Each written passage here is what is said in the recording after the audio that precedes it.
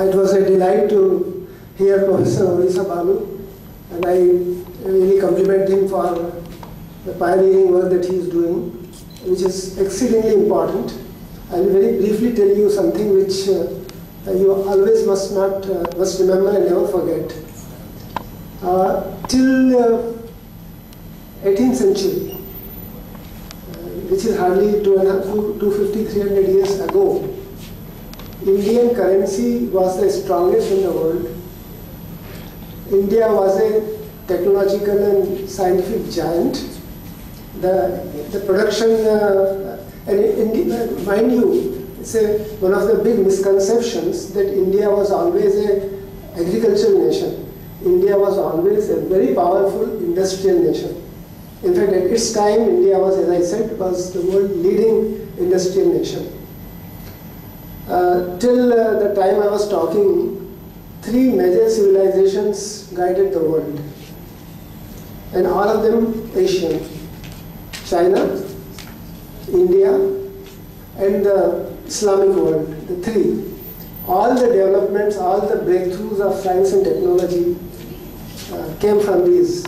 The foundation of modern science, medicine, sociology, practically everything that now we associate with the West were led by these civilizations.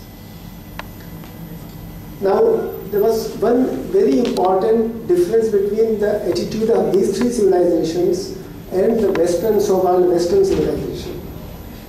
All of these viewed nature with humility and respect. Affection, respect, humility. Whatever Professor has said results from that kind of attitude, that we want to get benefit from the nature, but with a sense of affection, a sense of cohabitation, and a sense of respect. And that's why in Indian tradition system, there is worship of different aspects of nature. It's ingrained.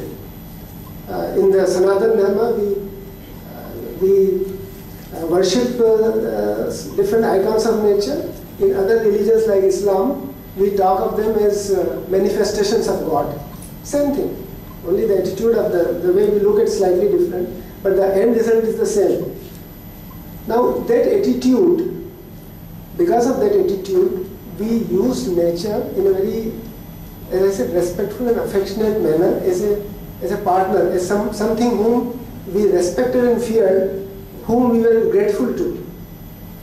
Unfortunately, the Western attitude to nature has been a master to a slave. Everything is something to be subjugated, utilized, exploited, utilized. So water going into an estuary is a waste.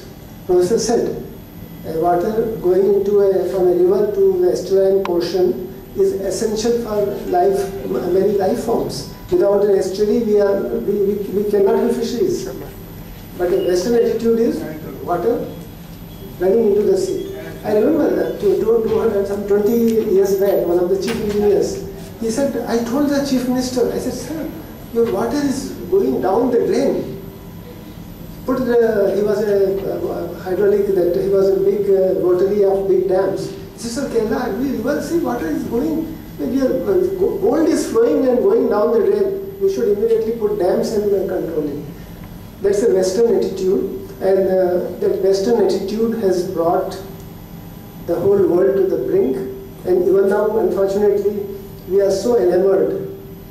We want to connect Delhi to Ahmedabad with a bullet train. I don't know what good to humanity it will do, except that it will look little smart for a few years, and after that it will look very silly for a long time to come.